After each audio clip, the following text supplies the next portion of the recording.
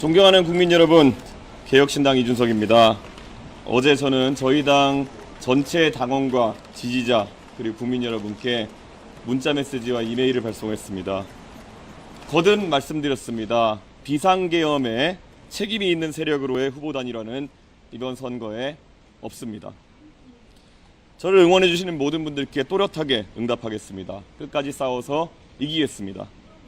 어제 편지에서 말씀드렸던 것처럼 오늘 우리가 함께 만드는 역사를 훗날 우리의 후손들이 전설처럼 이야기하는 날이 분명 있을 겁니다. 거침없이 전진합시다. 이 반전의 역사 위에 제가 가장 먼저 뛰어드는 퍼스트 펭귄의 역할을 마다하지 않겠습니다. 국민 여러분, 최근 며칠간 민주당이 급발진 버튼을 누른 듯 가짜 뉴스를 퍼뜨리면서 저를 몰아붙이는 이유가 있었습니다. 오늘 공개된 갤럽의 여론조사에서 저 이준석과 김문수 후보의 경쟁력 격차가 1% 정도로 줄었습니다. 관건은 추세입니다. 지난 조사에서 29%였던 저희 양자 대결 지지율은 이번 조사에서 40%로 퀀텀 점프를 했습니다. 동탄의 기적을 만들었던 바람이 다시 불고 있습니다. 이 추세대로라면은 아마 오늘 진행된 조사에서는 제가 김문수 후보를 뛰어넘을 것이고 아마 내일 조사에서는 이재명 후보를 뛰어넘는 조사 결과가 나올 수도 있을 것입니다. 여론조사 공표 전 마지막 조사에서는 10% 이상 뒤처져 있다가 실제 개표 결과에서는 3% 차이로 지난 동탄에서 당선됐습니다. 민주당은 그때의 악몽이 두려울 것입니다. 민주당에게는 악몽이지만 국민에게는 그것이 희망입니다. 동탄의 기적이 대한민국의 기적으로 되살아나는 그런 순간이 다가오고 있습니다. 국민 여러분, 김문수 후보로는 이재명 후보를 이길 수 없다는 사실을 이제 국민의힘 모두가 잘 알 것입니다. 그럼에도 그들이 버티는 이유는 그들에게는 당선보다 당권이 우선이기 때문입니다.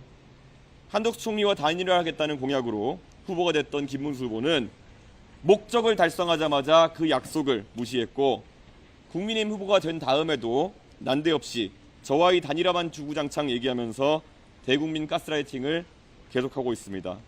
단일화 이외에는 내세울 것이 없는 후보라는 것이 증명되고 있습니다. 제가 이재명 후보의 무능과 무식, 반지성을 파헤쳐서 반사이익을 얻는 것 외에 김문수 후보가 지난 선거운동 기간 동안 스스로 이룬 것이 대체 무엇입니까? 전광훈 목사를 풀어달라고 눈물 흘리는 영상이 돌아다닌 것 외에 김문수 후보가 보여준 국가 경영의 비전은 무엇입니까? 비전이 없어서 겨우 생각해낸 것이 반 이재명이라는 기치 아래 역사 속으로 사라져야 했을 이낙연, 전광훈과 같은 이상한 재료들을 모아다 잡탕밥을 만들려고 하는 것 아닙니까? 둥근 사각형, 따뜻한 아이스 아메리카노처럼 존재할 수 없는 물건을 팔기 때문에 이재명 후보에 비해 비교 우위도 없는 것입니다. 고정표를 바탕으로 여론조사 최대치까지 올랐다가 이제 추락만 남은 김문수 후보가 있고 추세로 밀고 올라가 끝내 이재명 후보를 뒤집을 에너지가 충분한 저 이준석이 있습니다. 국민의 선택은 분명할 것입니다. 이준석만이 이재명을 잡을 수 있다는 판단이 빠르게 확산되고 있습니다. 2030 세대에서 시작된 이 혁명의 바람은 놀라운 속도로 전 세대로 확장되고 있습니다. 지금 민주당은 두려울 것입니다. 공표에 질려 있습니다. 국민 여러분, 비상계엄에 책임이 있는 정당 국민의힘은 이번 대통령 선거에 후보를 낼 자격이 없는 정당입니다. 국민 모두가 아마 동의할 사안일 겁니다. 그럼에도 윤석열 탄핵에 반대하고 전광훈 목사의 자유통일당 대표를 지냈으며 부정선거 음모론에 빠져있던 분을 후보로 내세웠으니 이것은 기본적으로 국민에 대한 예의가 없다고 할 수 있습니다. 원내 189석의 부패 골리앗 이재명을 막을 수 있는 방법은 단 하나뿐입니다. 압도적으로 새로운 다윗이 나서야 합니다. 계엄 세력도 포퓰리즘 세력도 모두 밀어내야 합니다. 이제 더 이상 김문수 후보를 선택할 그 어떤 명분도 남지 않은 상황에서 이제는 국민 여러분께서 대한민국을 위한 결단을 내려주십시오. 이준석입니까? 이재명입니까? 이준석이 만들 나라와 이재명이 망칠 나라의 차이는 분명합니다. 대한민국을 중국보다 기술 경쟁력 있는 혁신 국가로 거듭나게 할 것인가? 중국과 대만 사이에서 시에시에만 하다가 국제사회에서 완전히 고립되는 나라로 전락할 것인가? 바로 그 차이입니다. 보수와 진보를 가리지 않고 최고로 실력 있는 사람들이 모여 토론하고 타협하는 정치로 갈 것인가?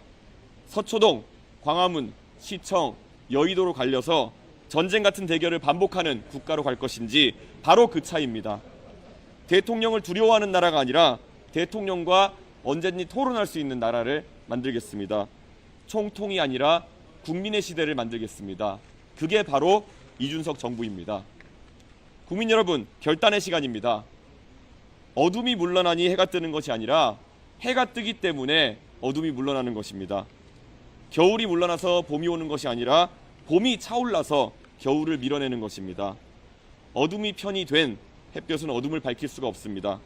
이재명은 세상을 바꿀 수 없습니다.